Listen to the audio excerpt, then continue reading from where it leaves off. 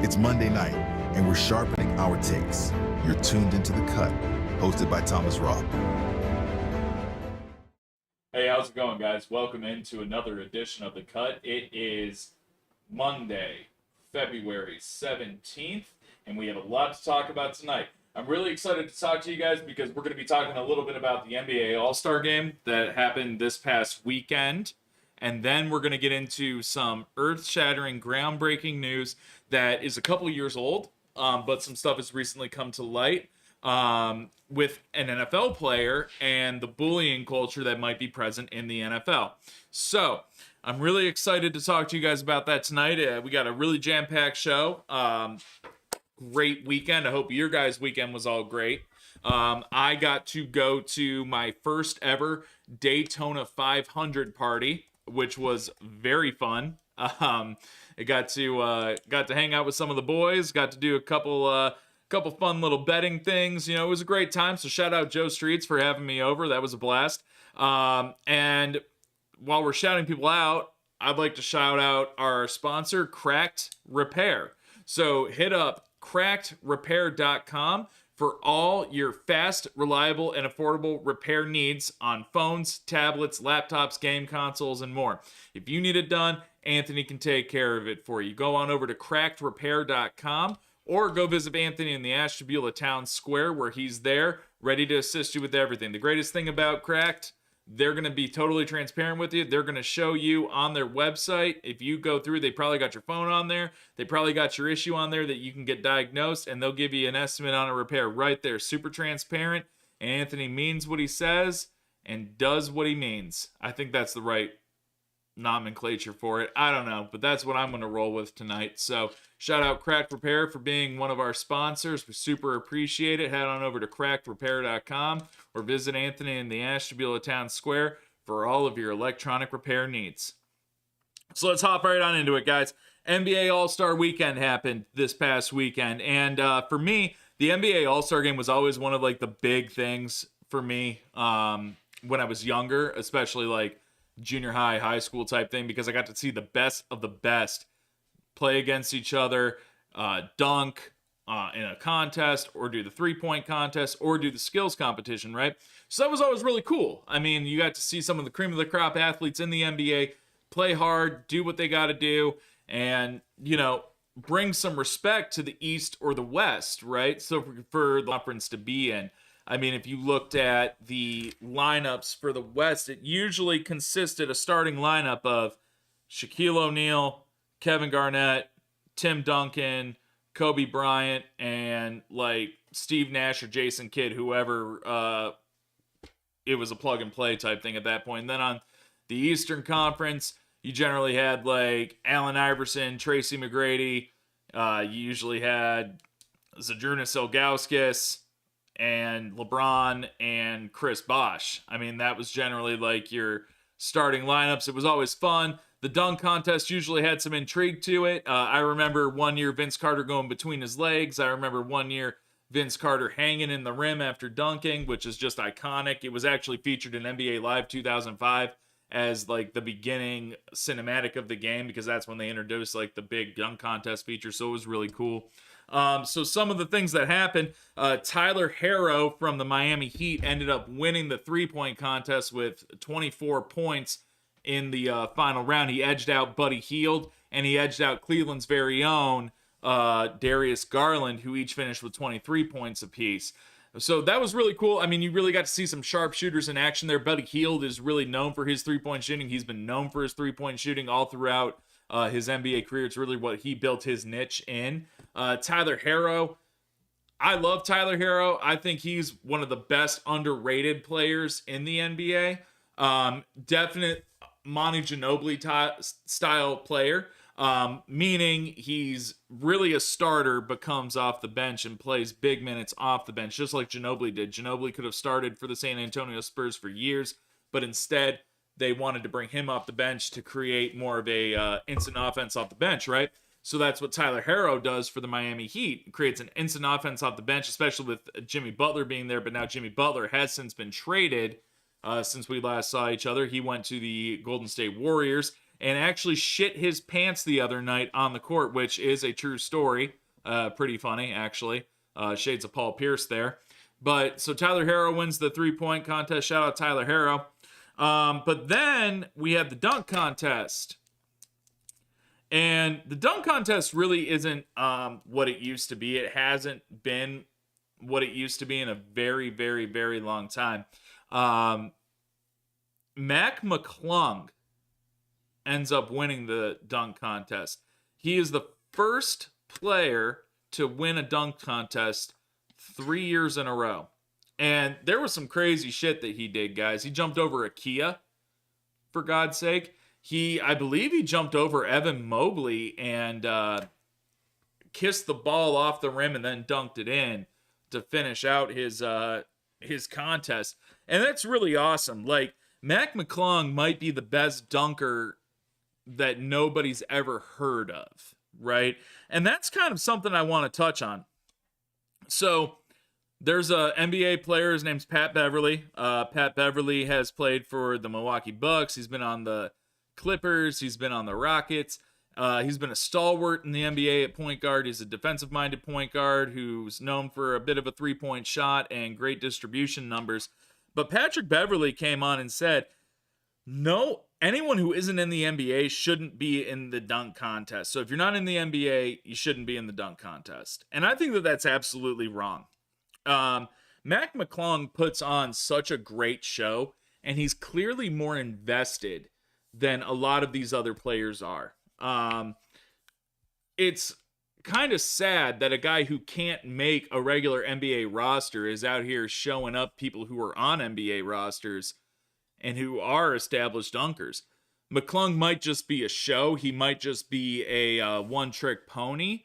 But McClung's been doing it. It's not like he just learned how to dunk. McClung came out of high school as a heralded recruit and played for the Georgetown Hoyas and ended up setting the world on fire with some of these dunks. Now, he wasn't good enough to get drafted, unfortunately, right? But he's always been that type of guy that can go out there and put on a show with the dunk contest. And that's really what you want to see. You want to see a show.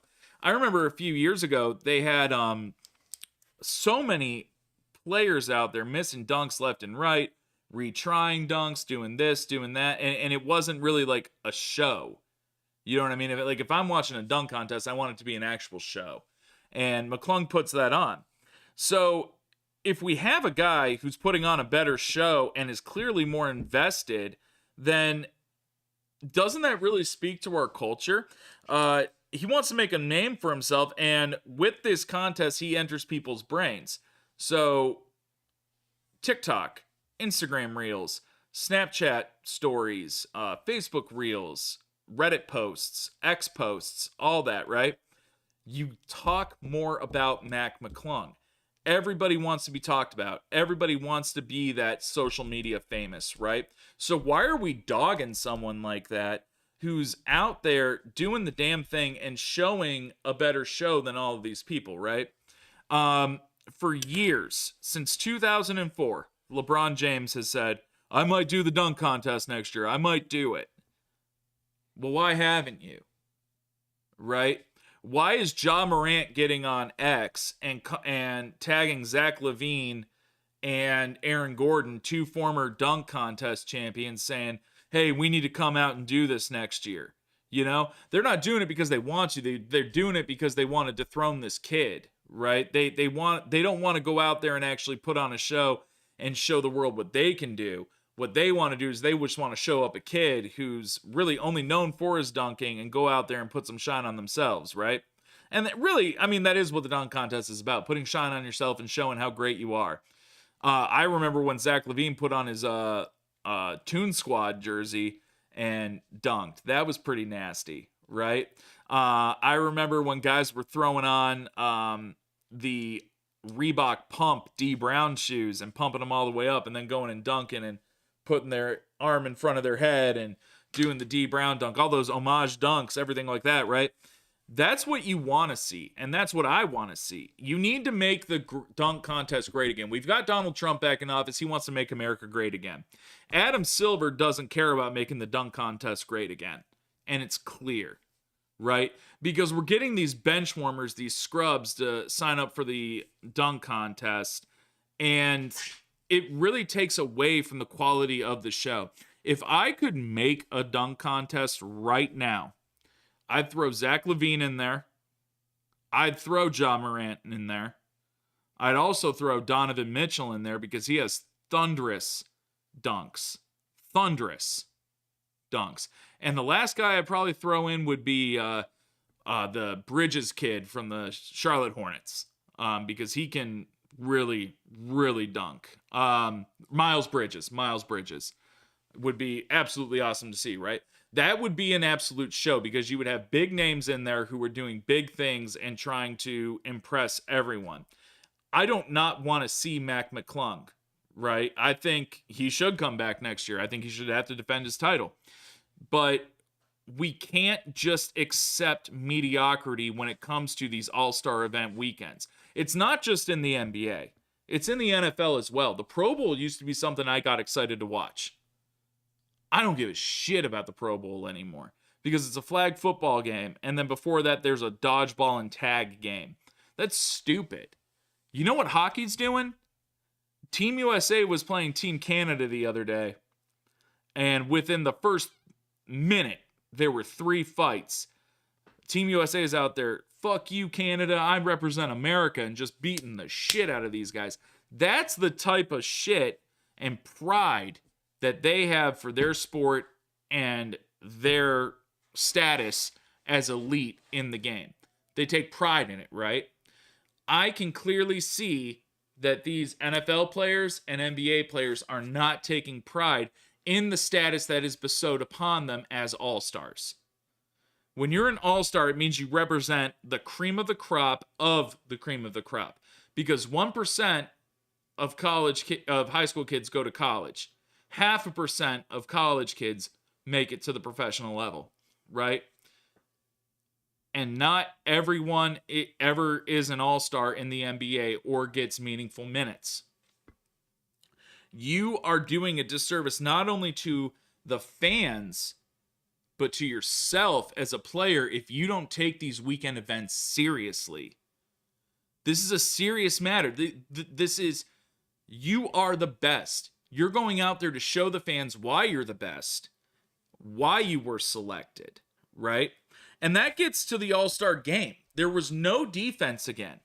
No defense. And they changed the format again. There was like 4 fucking teams. I couldn't even follow it. I was so confused, right? And there's the interest from people worldwide is clearly waning. So Anthony, I think I have something in the Google Drive about viewership, right? So if you guys take a look right there at the viewership screen, you're going to see how viewership has declined so rapidly in the past 10 years. It's absolutely insane. This is last year 2 years ago in 2023 was an all-time low. I think it was like 4.6 million people watched the All-Star game. And that's just sad. That's pathetic. Like, why has the All-Star game gotten so awful? In the early 2010s, the effort was still there, right? The effort was still there. But by about 2016 to 2017, the effort was nearly non-existent. In 2017, guys, 2017, the All-Star game had a combined 374 points, and it showed players had very little interest in completing seriously. Okay? And then we get into 2020 and it introduces the Elam ending, so there's a target score to get to in the fourth quarter, and that determines the winner, which is a very intriguing format, right? So it seemed that setting a target score brought back that player competitiveness, right? But in subsequent years, the effort dropped again. And in 2023, there was a final score of 184 to 175. Jason Tatum dropped 55 points. And now remember, Tatum is a great player, but he wasn't Jason Tatum yet. He didn't really become Jason Tatum until last season. So that felt more like a shoot around than it did an actual game. And it's clearly abundant. Like, in the car industry where I work, I had a manager that told me a customer can sense your enthusiasm and they can sense if you're desperate, right? And shout out to that manager for telling me that, because it's something that I've really tried to implement in my day-to-day life. But that doesn't just stop at like retail sales or anything. That goes on to any product that you're consuming and any product that's being sold to you by someone. And the NBA is selling you a product, right? As a consumer of that product, I can see and I can sense disinterest and I can sense not wanting to be there, right?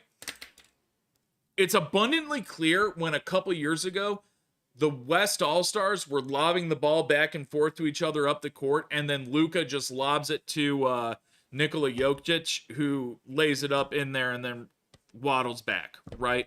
That was the most uninspired shit I've ever seen in an NBA game. It was sad.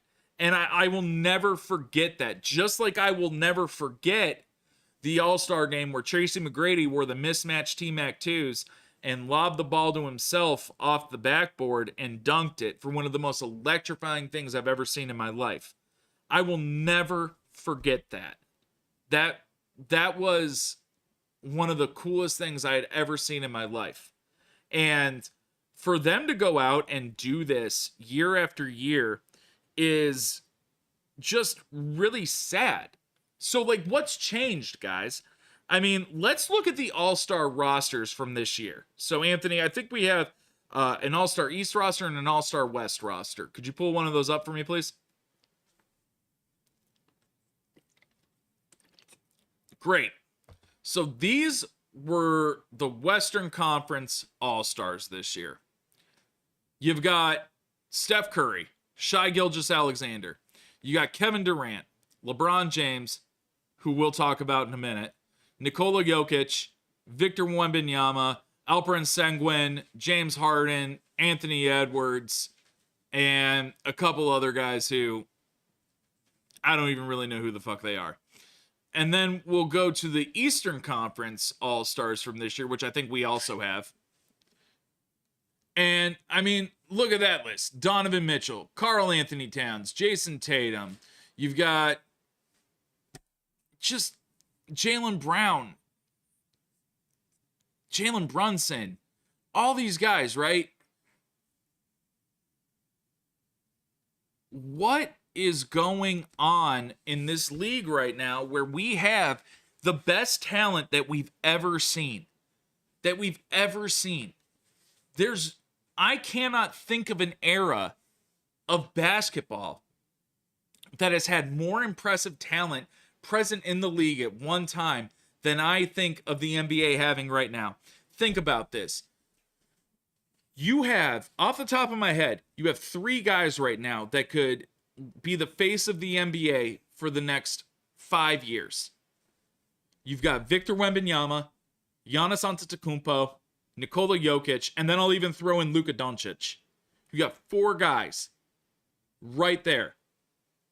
All international players, right? All international players that have come in and taken their franchises by storm and dynamically changed them. Now, the Dallas Mavericks decided that Luka was too fat and they shipped him out to the Los Angeles Lakers to play with LeBron. That's cool. So that's a bit of an outlier to that point, right? But these big men that I've listed, Giannis, Wemby, and Nikola Jokic, those guys are in smaller market teams, absolutely dominating the league at their respective positions.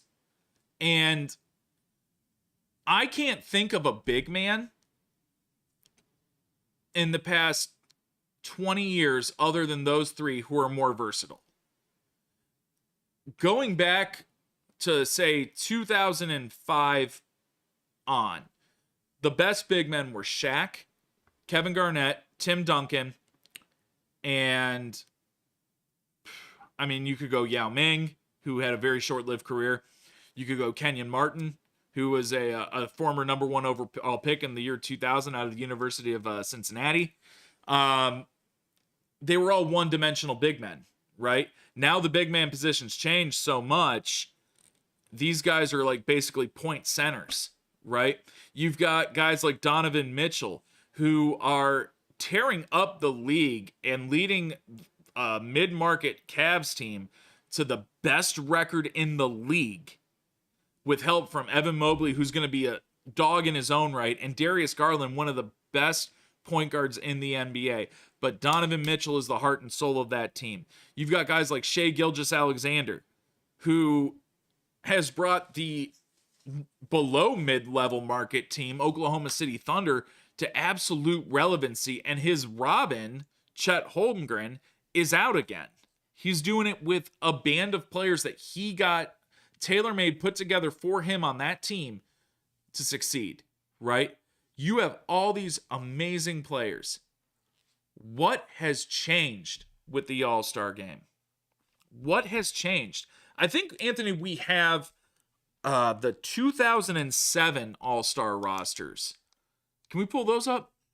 So look at that All-Star list, guys. Look at that All-Star list. I can name all the guys on that Eastern Conference roster right there, because that was my time. You know, that was when I was real into basketball. Gilbert Arenas, Dwayne Wade, LeBron James, Joe Johnson, Chris Bosh, Shaquille O'Neal, Dwight Howard, Jermaine O'Neal. I believe Chauncey Billups is on there.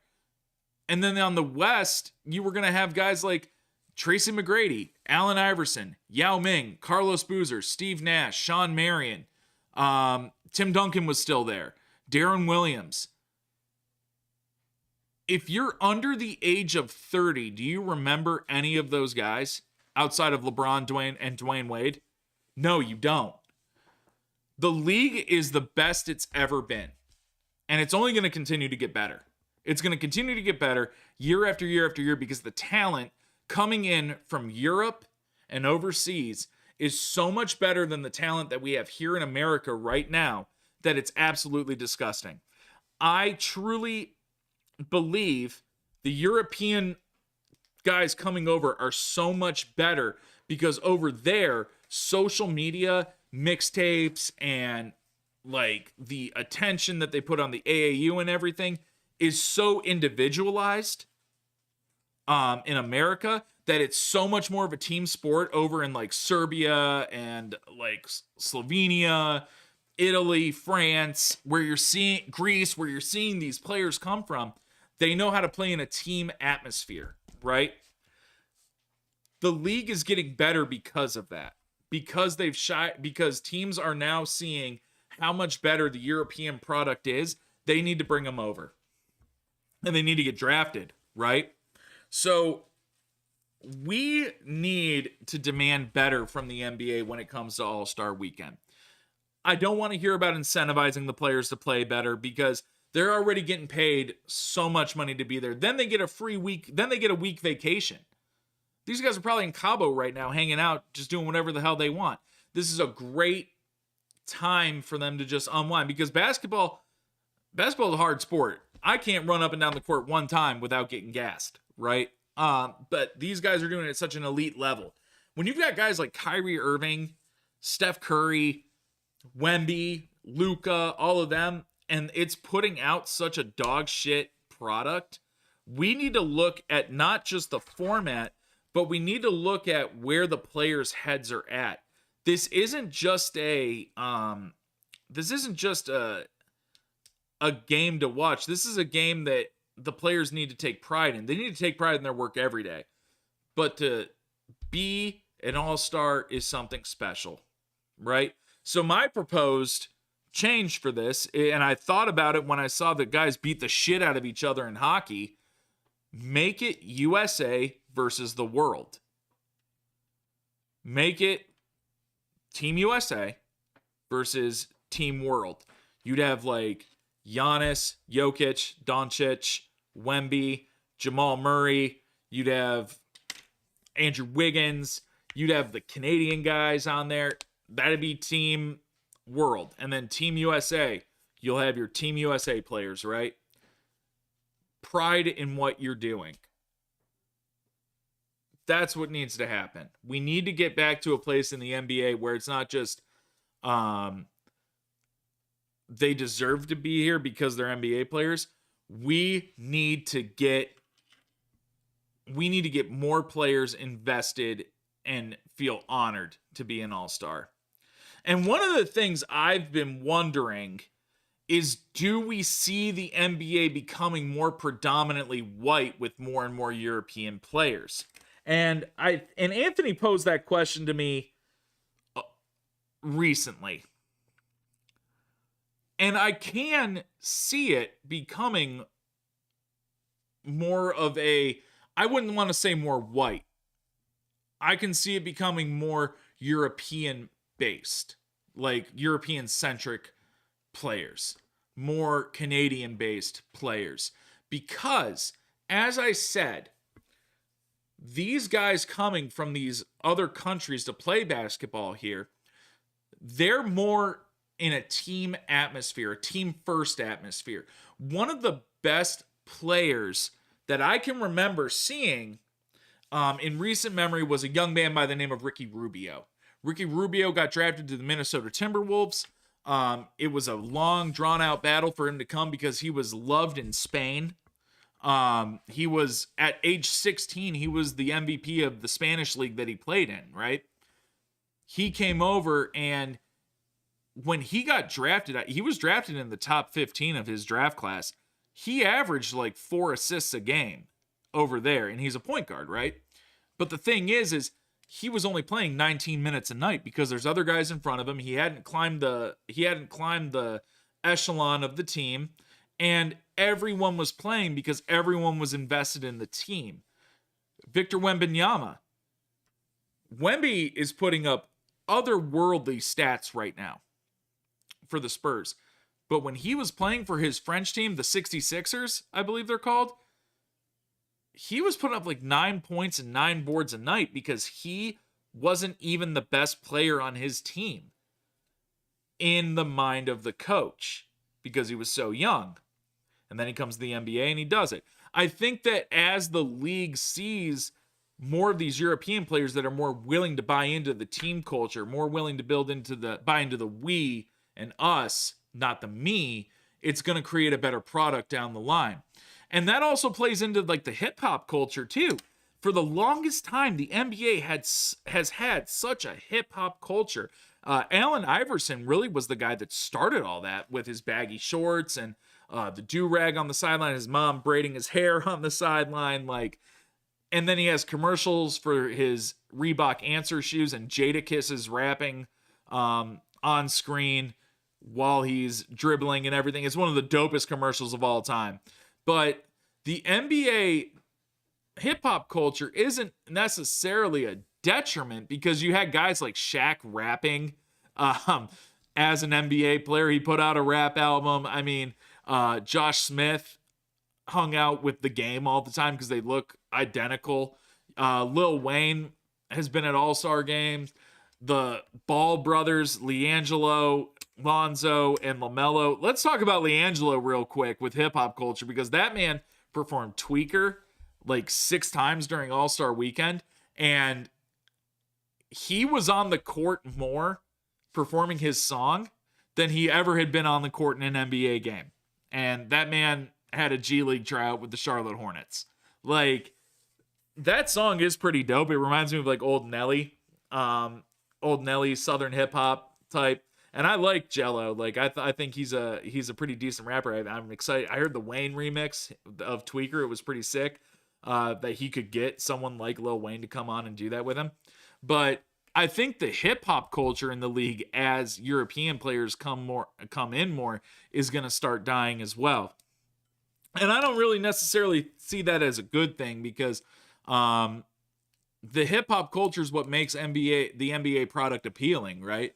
You've got rappers sitting courtside. Jay-Z sits courtside for the Nets game all the time. He literally in Empire State of Mind, he raps sitting courtside, Knicks and Nets give me high fives. Like, I always thought that was one of the sickest lines in a hip hop song because it's true. Everyone always comes and daps him up. Spike Lee sitting courtside at a Knicks game. Like, all the NBA players know who Spike Lee is, and Spike Lee, prolific director and influencer of hip hop over the years. Carmelo Anthony and Amari Stoudemire were always over there dapping him up. Braun was always dapping him up. The hip hop culture doesn't need to go away, and I don't think that it ever will with European players, because there's still going to be the NBA players that are homegrown in America coming over and playing and putting on a show. Because even though I don't like the All-Star Game product, I cannot sit here and discount how impressive the product is that they put out during the regular season every night. It's just when you get to the All-Star Game where you are the cream of the crop, you need to act like you're the cream of the crop, and you need to be out there putting on a show. Putting on a show isn't putting up the most points. Putting on a show is going out there and blocking the shit out of a ball, stealing a ball, running the fast break, lobbing it to yourself and dunking it. You know, shit like that is great because you're playing defense, you're trying. You're going out there and showing the world why you're the best at basketball. There's so many different aspects to a basketball game. Offense, defense, post defense, zone defense, you know, the triangle offense, the fast break offense, the half court offense, all of that. Show how you can play all the facets, all three levels of the game, and make it the most entertaining product on the planet. And I think that a little bit of the luster of the NBA All-Star Game is missing because LeBron James, very shortly before the games were set to begin, decided he was going to sit out.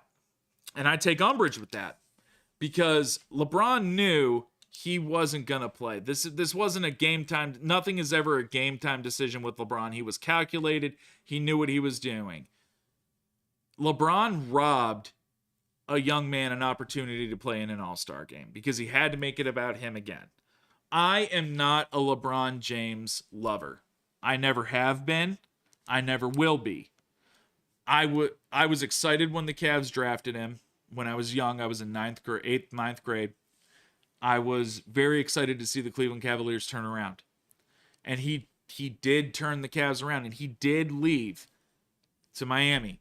And then he did come back, and he did win us Cavs a title. But then he left for the Lakers. I have never been a fan of the me that comes with LeBron James. Basketball is such a team sport. You are not the only person on the court.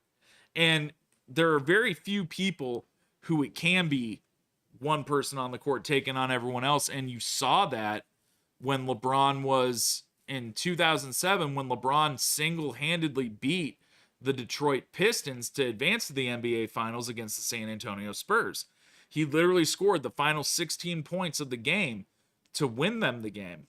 And that Detroit Pistons team, Chauncey Billups, Rip Hamilton, Tayshaun Prince, Rasheed Wallace, Ben Wallace, coached by the legendary Larry Brown, coached also by Rick Carlisle, legendary coach who's still coaching. He coaches the Indiana Pacers right now. You had a great bench back then, right? It was the ultimate team, that Detroit Pistons team. The ultimate team. No one scored over 20 points a night, but there were 5-6 guys in double figures. Everyone was fresh. Everybody knew their role. And they were champions. That Detroit Pistons team, with a couple modifications, a few years prior, beat the Los Angeles Lakers super team of Shaquille O'Neal, Kobe Bryant, Karl Malone, and Gary Payton, coached by the legendary Phil Jackson. That is impressive. That is impressive. And they still were running it back every year, making it to the conference finals or the NBA finals. And LeBron was able to break through, right? I've never been a fan, though, of people who break up with someone, leave, come back to that person, only to leave them again, right? It's like a girlfriend that you have. She tells you she's going to be with you forever. Then she kicks you in the dick, breaks up with you, doesn't talk to you, leaves you for someone who was an upgrade, but then a couple of years later says, you know what? I don't really like how they're treating me, so I'm going to come back to you. And then it's great, and you guys do something great together, like LeBron did with us. We won a title. But then after that, he's like, hey, you know what? I got to do what's best for me. I got to go to LA. Go to LA for what? For what? And that's how I just view him as the ultimate turncoat. And that he continues to show time after time after time that he is the most selfish human being to ever step onto an NBA court. He took away an opportunity from a young man to get maybe his first All-Star nod. It was so important that LeBron get on that All-Star team and get another notch in his All-Star belt and not even play, that it took away from the weekend and people had to talk about LeBron again. Because LeBron just wants people to talk about him and talk about him and talk about him. And hey, listen, I respect it. I respect the need for attention. I think we all want attention at certain points in our life. I think that we all are starved for acknowledgement in certain aspects of our life. But this man takes it to a complete other level. It has to be about him at all times. And I mean, I guess in a sense he's earned the right because he's been the face of the league since 2003. He's done things that no one will ever do again. No one's ever going to break that scoring record that he continues to pile up, right? He is the ultimate nepotism person. He gets his kid a job. The kid clearly didn't deserve a job and probably will never deserve the job because he's not a very good basketball player. But because he's LeBron James' kid, he got a job. If that kid's name was Bronny Smith, he'd be laughed right out of the gym. But he's not because he's LeBron's kid. That's cool. That's okay. But we continuously do things, and it works because I'm talking about. I've dedicated 10 minutes to talking about this man when I hate talking about him. I am looking forward to the day that he finally retires because I'll never have to think about him stepping onto a court again. I really pray that he doesn't force his way onto the Cavs like after this season or something. Because the Cavs could win a title, right? If he comes onto the Cavs, it messes everything up. All this young chemistry because it becomes a LeBron show, right? I definitely think the Cavs should put a statue of him, if they haven't already. They might have, outside of Rocket Mortgage Fieldhouse. He won us our only title, and that deserves to be praised. But without Kyrie Irving, who makes that three, we probably don't win that game, right? Without Kevin Love locking up Steph Curry at the three-point line, we probably don't win that game. But no one ever wants to talk about that. All anyone ever wants to talk about is LeBron. And we talked about him all weekend again, even though he decided not to play. And that's the problem that I have with the NBA and LeBron and the All-Star game. It's a me culture. And basketball is not a me sport. This isn't golf, where it is all about one person. Because in golf, no one's on your fucking team unless you're on the bullshit live tour. But it's all about them making their success. LeBron has to have it all about him at all times. And that culture seeps directly into the NBA of, hey, it's all about me. And if we can get rid of that me culture and start bringing in that more European thought of, hey, it's not all about me, it's about the team, I think we get to a better place. I think the All-Star weekend improves, and I think the product on the court improves better than it already is, because the league has never been better. And like I said, the league's going to continue to get better. There's kids coming out of college right now, Cooper Flagg from Duke. That kid's going to be a problem. That kid's going to be an absolute problem. He's one of the greatest college prospects I've ever seen. And when he comes, be ready. I would love to have the first overall pick this year if I could get Cooper Flagg. Granted, he might come back to college with NIL, but if we can continue to get guys that are team-oriented, you're going to have a great product on the court. And I think that the All-Star weekend needs to be called out a little bit more heavily. So we're going to pivot now from the NBA All-Star game and we're going to talk about something that I never really thought would ever be worth talking about, but evidently it needs to be talked about. So let me take a sip. So there is a young man by the name of Jonathan Martin who is displayed on the screen right here.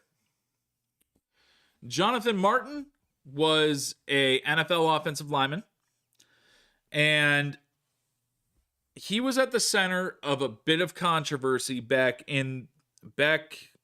about 10 years ago. 12 years ago now. So Jonathan Martin was an offensive tackle for the Miami Dolphins. He was drafted in 2012, and he had high expectations. He came from Stanford, and at that time, if you guys remember, Stanford boasted guys like Andrew Luck and Toby Gerhart, both prolific at their position. Andrew Luck, a quarterback, Toby Gerhart, a running back.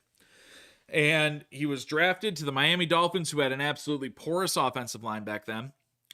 But they did have a couple other guys on the offensive line, namely a guy named Richie Incognito and a guy named Mike Pouncey. And in the 2013 season, it was alleged that Jonathan Martin was bullied by some of his teammates. So the bullying involved verbal abuse, racial slurs, and threats, which led Martin to leave the team mid-season for emotional reasons. And the situation became public when Martin spoke out, as he should have, and an investigation revealed that the teammates were involved. The incident sparked a conversation about toxic locker room culture, bullying in sports, and the importance of mental health for athletes. Incognito was suspended for the season, and the NFL made changes to its policies to address such issues going forward. So, to kind of recap that, big bad NFL offensive lineman gets drafted. He's young, and some of the guys start bullying him, right? Or what he perceives as bullying. Now, why is this important today? Because Jonathan Martin came out yesterday and this morning and said he now believes, or never believed, that he was bullied, and his mother is the one who pushed the notion, right? So a guy who literally goes on record and gets a team investigated by the NFL says, hey, I never actually believed I was bullied. I'm sorry. What is that, man? Literally, Richie Incognito was one of the greatest guards in the NFL at that time. Mike Pouncey was a prolific guard center combo. Joe Philbin, one of the high-ranking officials in the Dolphins, tells Incognito and Pouncey, hey, we got to toughen Martin up a little bit. Maybe just ruffle him up, ruffle some feathers, get him going, like toughen him up. We need this guy, right? That's what you need to do. A rookie coming in needs to be toughened up. I'm not saying you need to call him every racial slur in the book. In fact, I would strongly recommend you don't fucking do that. I also don't recommend putting hands on someone and verbally or physically abusing someone. In fact, I think that that's pretty fucking deplorable if you do that. But the bro culture in the NFL and where we're at as a country now, with who we elected as our president, who makes statements that are a little harsh sometimes and maybe says some things to people that aren't as savory, but we love him for the most part because you got the left who absolutely hates him. But we're fine with this, right? This bro culture in the NFL is completely acceptable. What isn't acceptable is hurting someone's feelings so fucking bad that they feel that they can't perform anymore in football. And Martin said that that was the case, but now he recants that statement, right? that man should have to pay Richie Incognito all of his lost wages. Now, Incognito was just fine. He ended up signing with the Buffalo Bills, played with them for a while, and then went to the, at the time, Oakland Raiders and finished his career out there.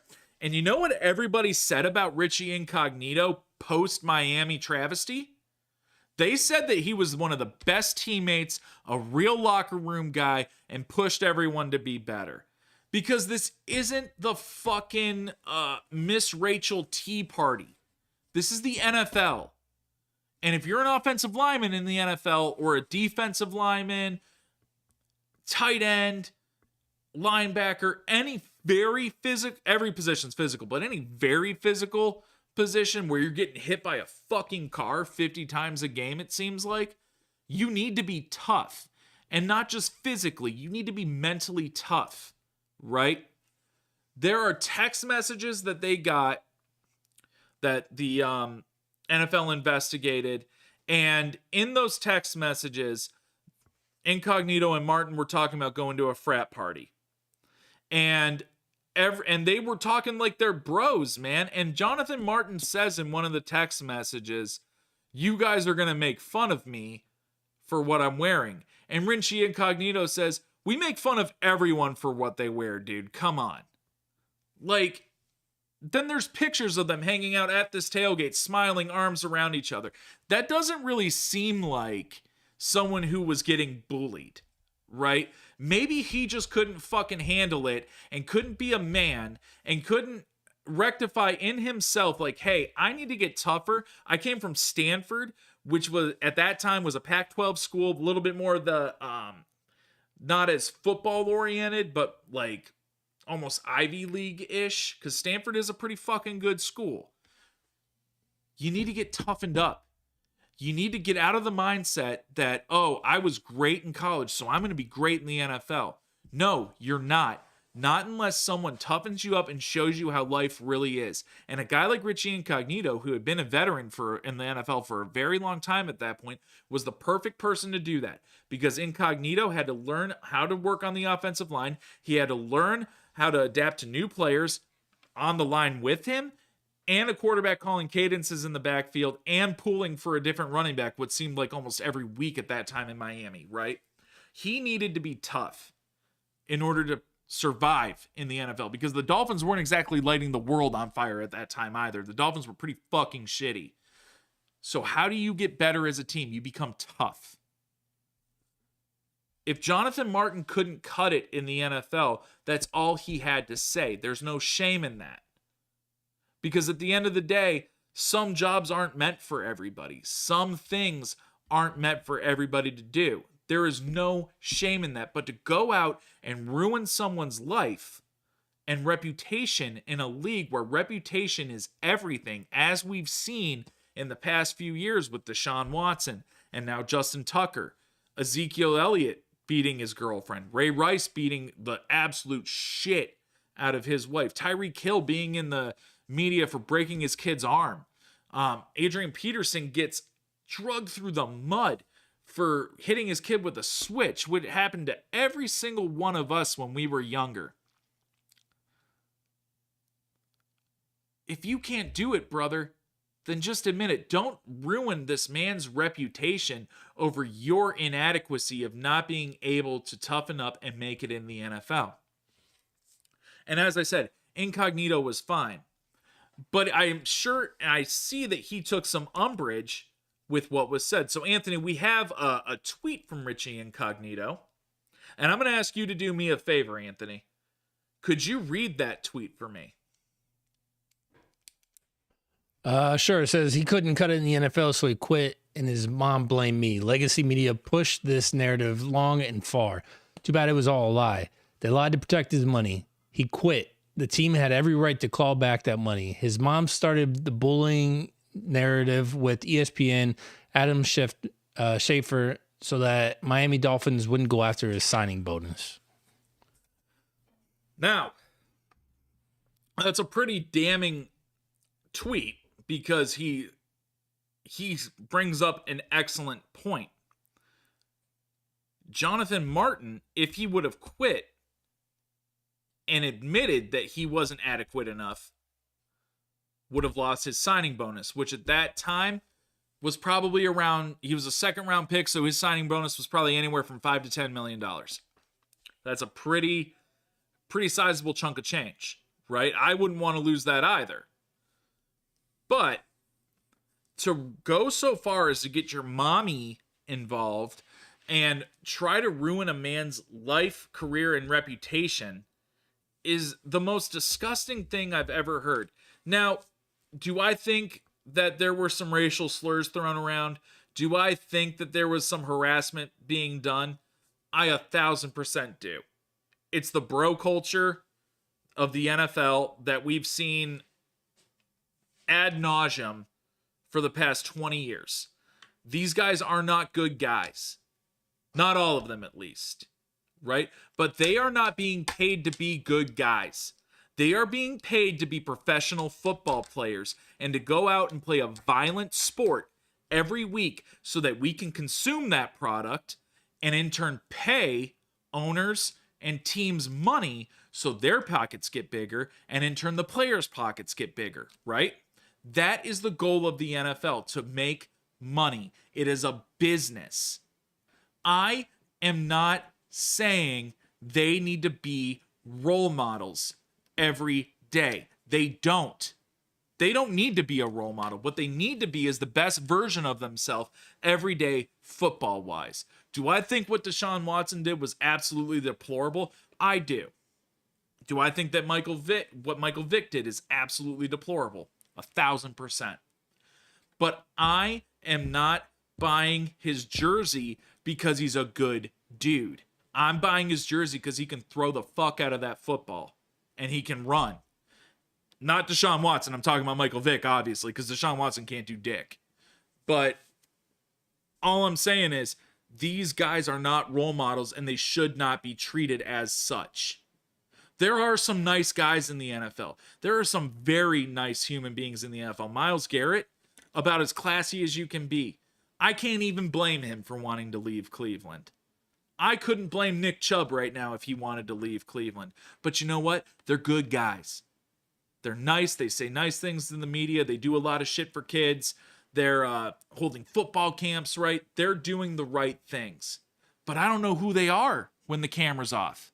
I know them as a nice guy right now. There could be something that comes out tomorrow. And my whole opinion on them as a person would change. But my opinion on them as a football player would not change an iota. Because again, who they are when they aren't on the field, I don't care. I'm not their friend. I'm not their neighbor. I'm not their kid's teacher, or I'm not selling them a car. I'm watching them play one of the most violent sports in the world. I expect them to be a bit of an asshole. I don't condone it. I don't particularly like hearing when people call each other a racial slur. I don't particularly like seeing reports of violence in a locker room. I think that's kind of dumb because you guys are on a team.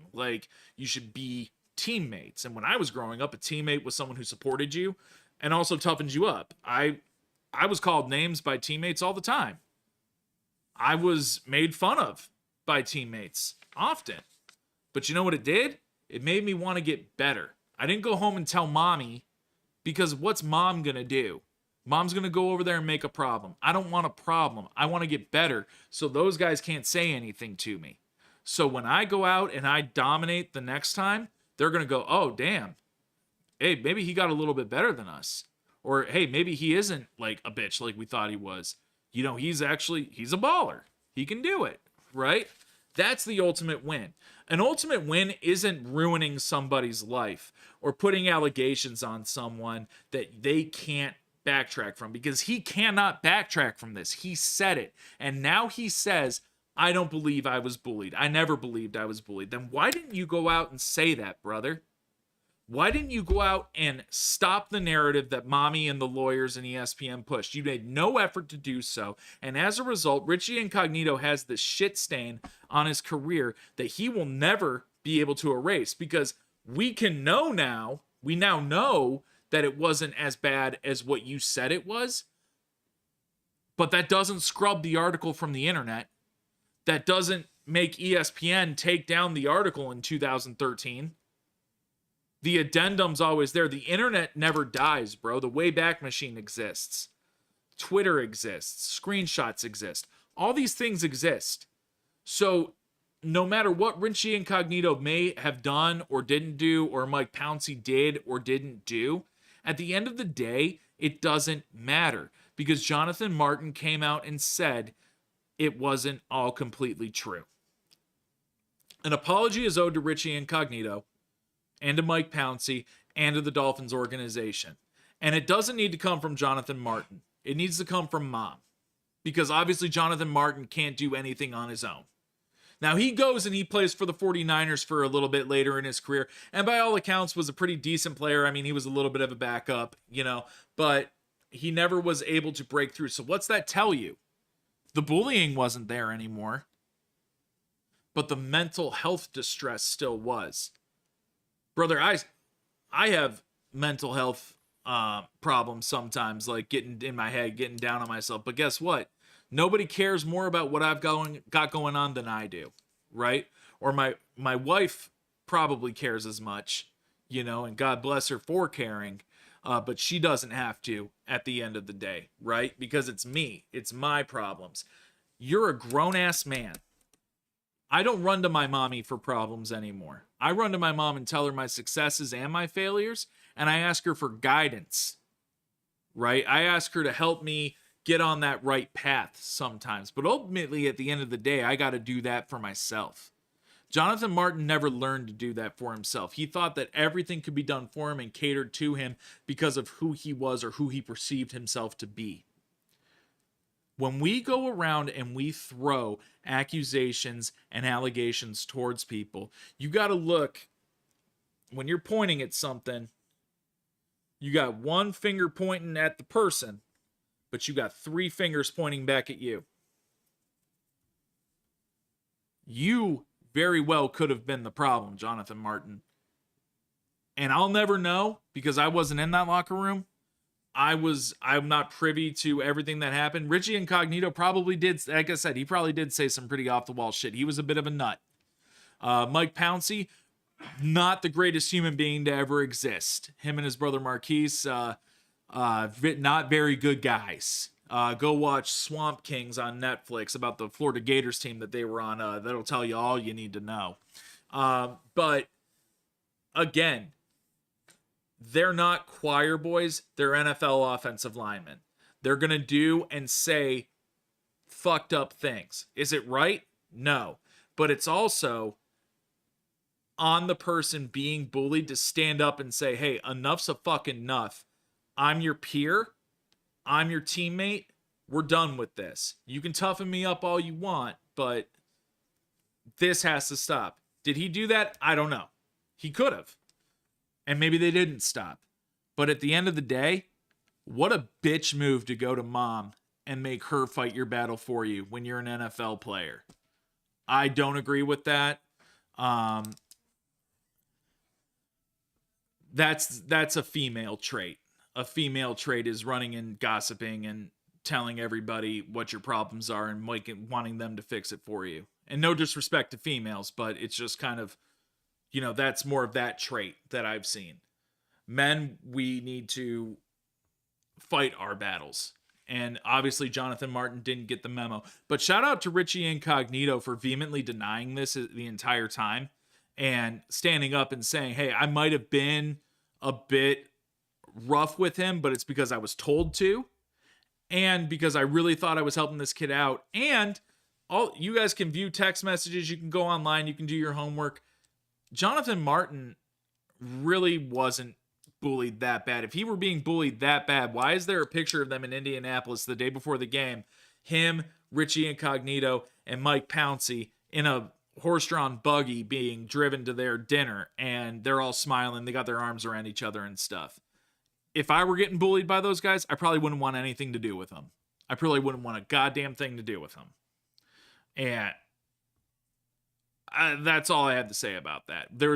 If there's a bullying problem in the NFL, and that's the only instance that we've ever heard of, I don't really think that there's a bullying problem in the NFL. I think that there's weak men that come into the league and expect things and want things handed to them.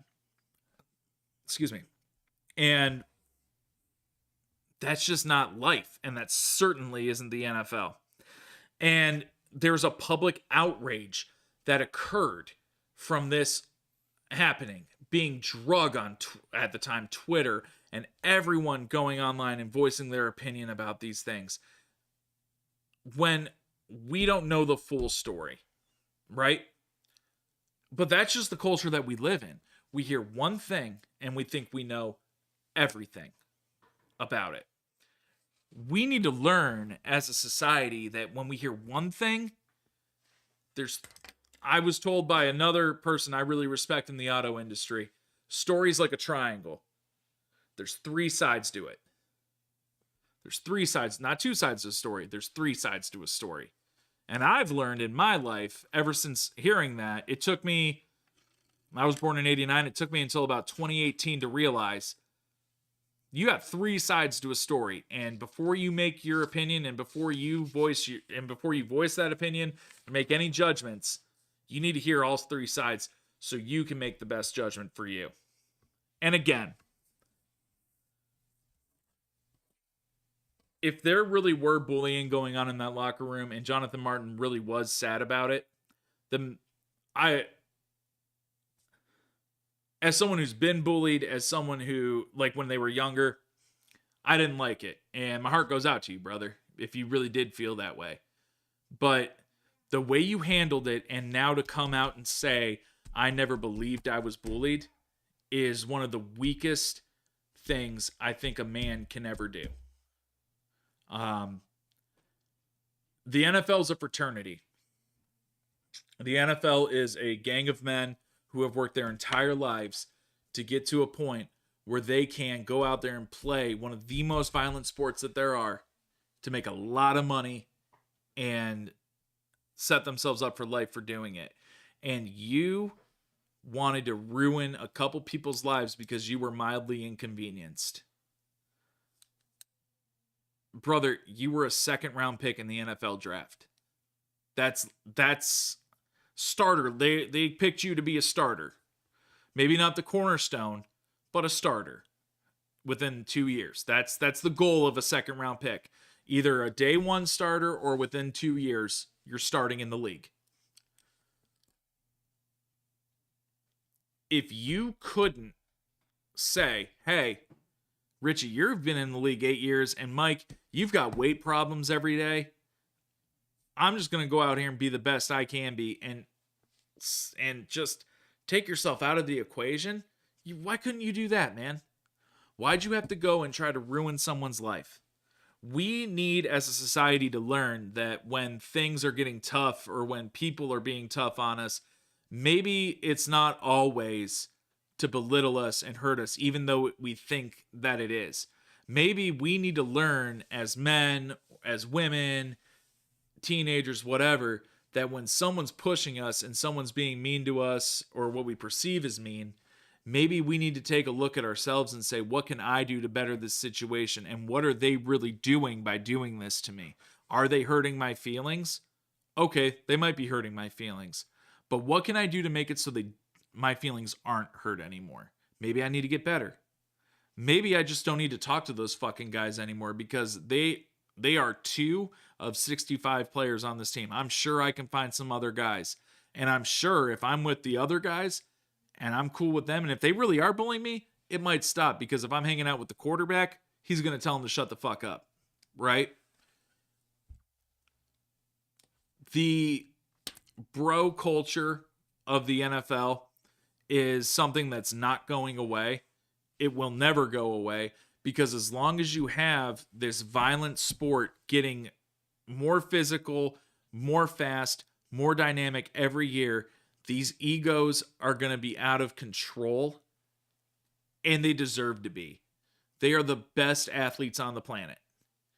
Wide receivers are coming into the NFL right now. DK Metcalf, 6'4", 230. Built like a brick shithouse.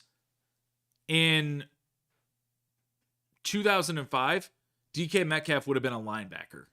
He's playing wide receiver right now. Myles Garrett's 280 something pounds, I believe. He'd be a defensive tackle, not a stand-up defensive end. It's changed so much. The guys are getting, like I said, quicker, stronger, more efficient, can catch the ball better than ever, can hit harder than ever. This culture isn't going away, and nor should it, because it's putting out the best product we've ever seen. Except for the Power Bowl. That fucking sucks. But again, do I have a problem with what happened? If there really was bullying, then yes, because it needs to be addressed, but we can't run to mom and expect her to fix every situation and then 10 years later come out and say, oh, I'm sorry, I don't really think I was bullied, because that's not a good apology. What should have happened, he should have addressed this in private and then asked Richie Incognito and Mike Pouncey to come on a podcast or maybe a group chat or something with them and reconcile with them on there and apologize to them and say, hey, I really don't think I was bullied and I don't believe I ever was bullied, and I'm sorry for what my actions and my family's actions did to you guys. And I got really passionate about that because I'm just not a fan of trying to ruin someone's life in a professional setting. It's not cool. It's not warranted. If something really bad happens, you absolutely need to speak out. And you absolutely need to be heard. And you absolutely deserve justice for what happened to you if it really did happen. But don't go out and tell every Tom, Dick, Jane, and Harry what happened and tell them to voice their opinion, because you need to handle your issues in-house.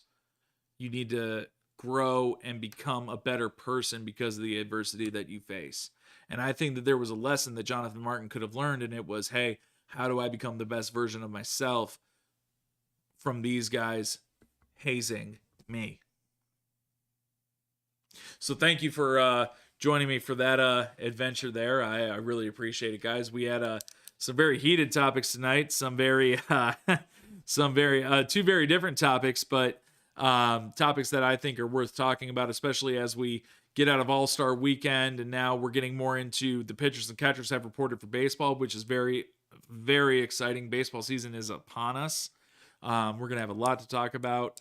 Baseball season, the Genesis Invitational for golf happened yesterday. Shout out Ludwig Aberg for winning the Genesis Invitational.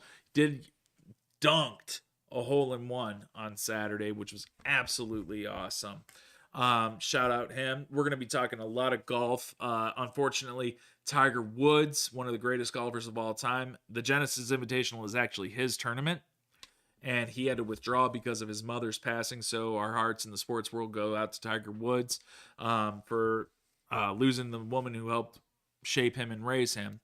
Hopefully we see Tiger back on the course here soon, but at his own pace, as he is known to do. He'll do things at his own pace, and I'm excited to see Tiger in the future again.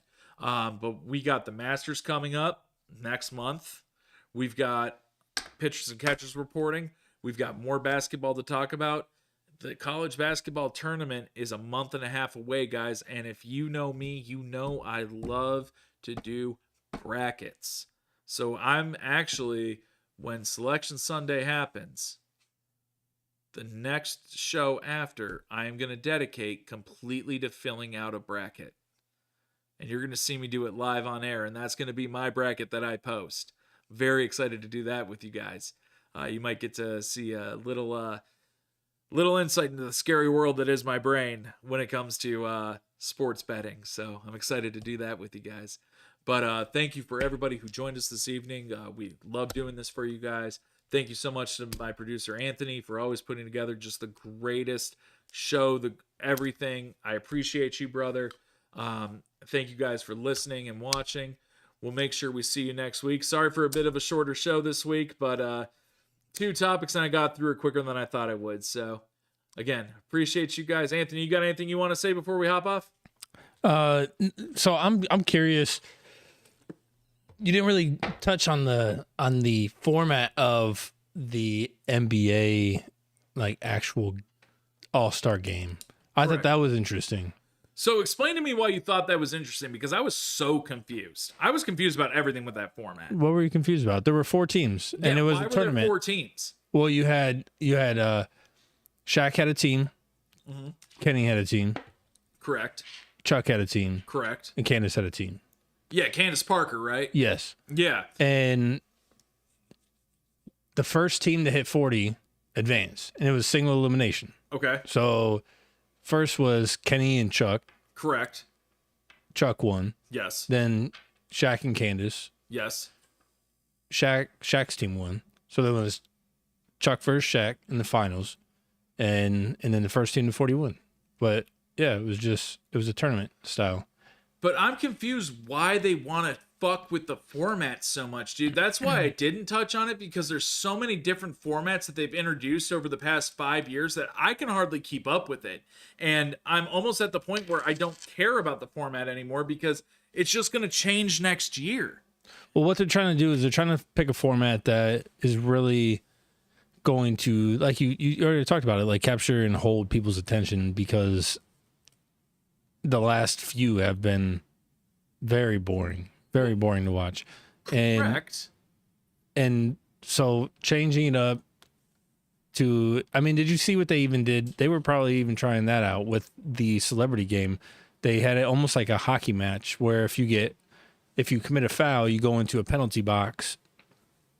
But let's say it's 5-on-5 and you go into the penalty box. Well, now it's 5-on-4. Yes. So, yeah, so they even tried that. I think they're just trying to figure out ways to make it very entertaining to keep people's eyeballs on the TV. But Anthony, if you look back to when we were younger, those All-Star games in the 2000s and early 2010s were the best All-Star games, dude.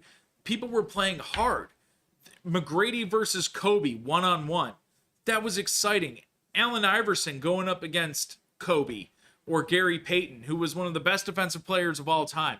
That was legit because they wanted to beat each other, because there was a killer instinct amongst that. And you know what I think happened? Can I tell you what I think happened? Mm-hmm. People became friends. People became friends. LeBron, Chris Bosh, Dwayne Wade, oh, we're going to team up together all down in Miami and not win not 1, not 2, not 3, but 4 or 5 titles. That's what they did. Everyone became a friend. Back in the 2000s and early 2010s, a lot of these guys hated each other. Like, Kobe Bryant wouldn't look any of those dudes in the eye, man. You remember when he joined the Olympic team that one year? No one wanted him on the team because they hated him, because Kobe was such a fierce competitor. They didn't want to have Kobe on the team. They wanted to have fun, right? Kobe wanted to play a game, right? So when was it? Let's hold on. Let me pull up that viewership thing one more time. Pull it up, baby. Let me pull it up one more time. Pull it up, baby. Okay, so wow. What year did Kobe die? Kobe 21? died in 2019. No, it wasn't that. Or 2020 Kobe died. Are you 2020. sure? Yeah. Hold on. Here, I'll look it up right here. I thought it was 21. No, I was still living in Vine Street in Geneva. Oh, it was 2020. Okay, so look at this. Look at this. Kobe, the year Kobe died. In the last 5, that was the last time it was over 7 Well, mil. let me ask you a question. When did Kobe die? January. Okay, that's why the All-Star game had such good numbers that year, Right. because everybody was waiting for the Kobe Bryant tribute. That's a fair and valid point. But wait a minute, what year did Kobe retire? Kobe retired 2017 17? or 18. Let's find out here real quick.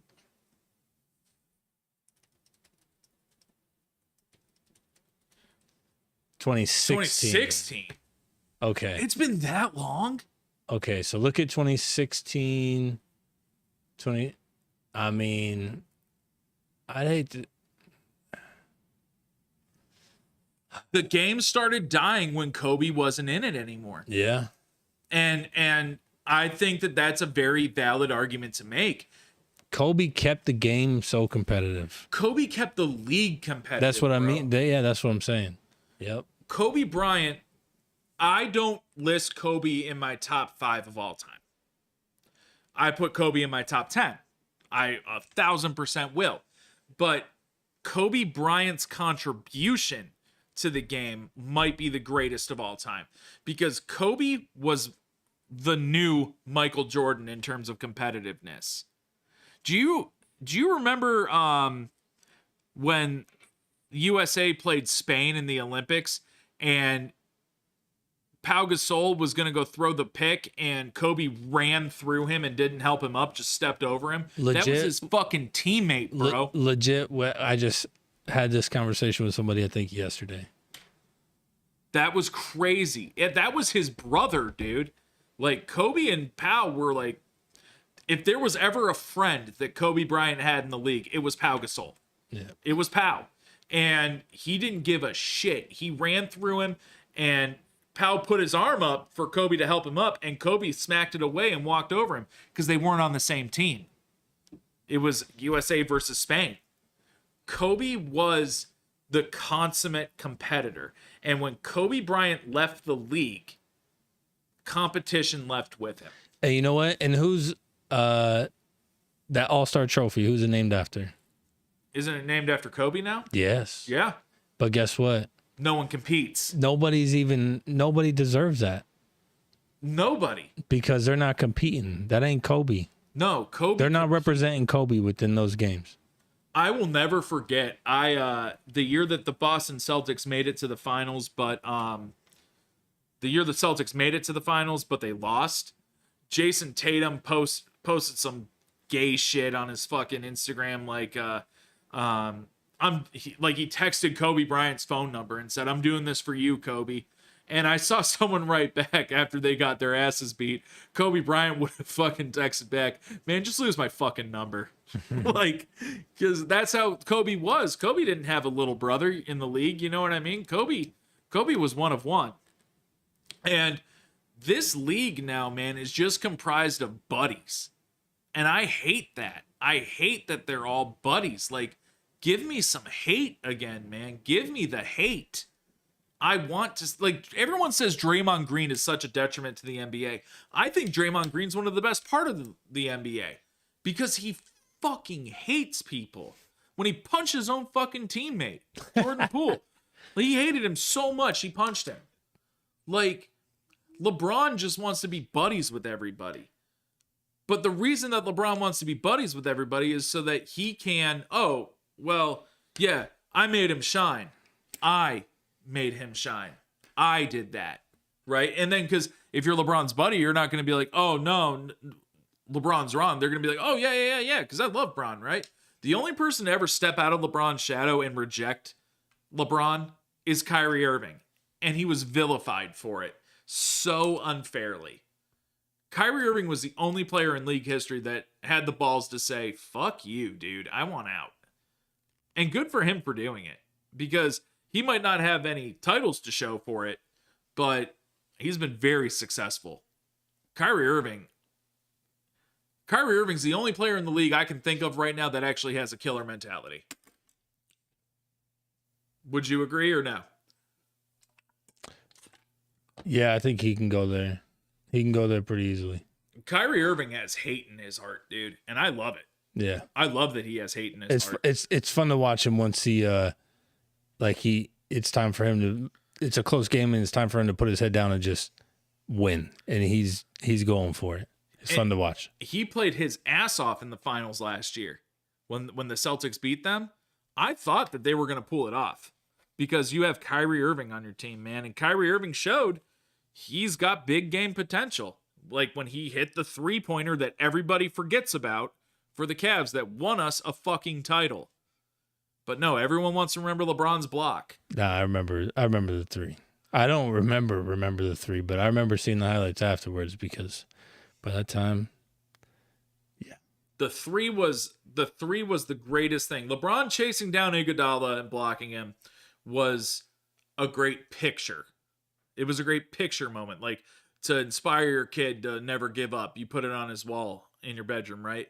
The Kyrie Irving shot was the dagger that put the knife in the heart.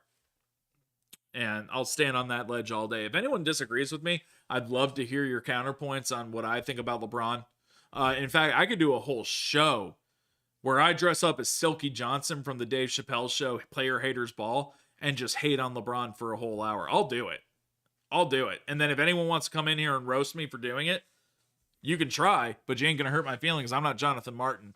So I ain't going to cry about it and say you bullied me. But yeah. So, no, Anthony, I appreciate that, though, that you bring that up, because I never really thought about that. Kobe leaving had a detriment to the All-Star game. I never would have even made the connection until you brought it up to me. So thank you for that. Thank you, bro. That's why you're the best producer on this side of the Mississippi, bro. Or the other side of the Mississippi. North, south, east, west, daddy. That makes me wonder what the scores were for the All-Star games in 20. Let's go 2016 All-Star game. Pull it up. 2017. Let's see. 2016 All-Star.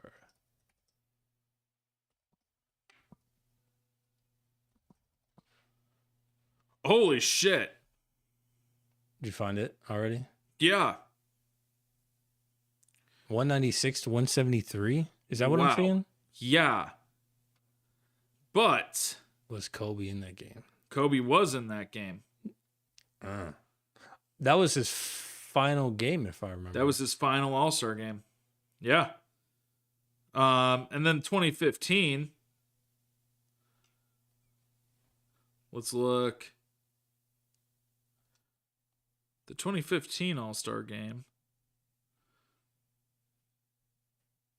Where's the fucking score? 163 to 158. God. Maybe I'm a little too hard on these guys. But no, I disagree because I still don't see the competition there. No, well, see, it's hard though too, because think about this. A lot of the players in that All-Star game, you had Tim Duncan and Dirk Nowitzki for the West, right? But they were reserves. Okay. That's something that blows my mind, because now at that time you're seeing like the old guard go out, right? Think about like Tim Duncan, Dirk Nowitzki, all those guys. They were all-stars in name only at that point, right? Because they were old. Look at like the 2013 All-Star game, 138 to 143. So still a lot of points, but I mean, but that's kind of the scores in a normal game anymore. You know what I mean? Like the Cavs put up 130 a night almost every week. 2009, 119 to 146. 2008, 134 to 128. 2007, 132 to 153. So I mean, there's always been a lot. Oh my God. 2006, 122 to 120. Now that was a game.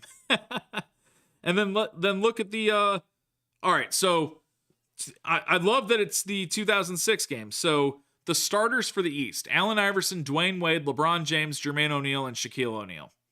For the West: Steve Nash, Kobe Bryant, Tracy McGrady, Tim Duncan, Yao Ming. And then the bench: Tony Parker, Kevin Garnett, Pau Gasol, Sean Marion, Dirk Nowitzki for the West.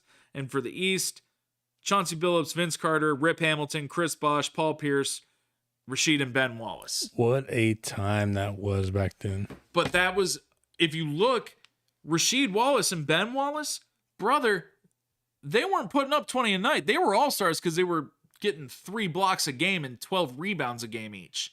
You know, those were all-stars. You know what I mean? Like, in the West, you had the big men who could shoot, like Nowitzki and Sean Marion, right? So everybody's a scorer nowadays. Everybody's a scorer. Is there even a good defender anymore? Is there even like a legit lockdown defensive player anymore? I mean, Giannis, but he's Giannis? also a scorer. there's no one in the league that is no, there is someone in the league that's purely really a defensive player. Jared Allen for the Cavs. He gets 12 points a night, but he's blocking 2-3 shots a night and he's getting 14 boards a game. Very fair. Yes.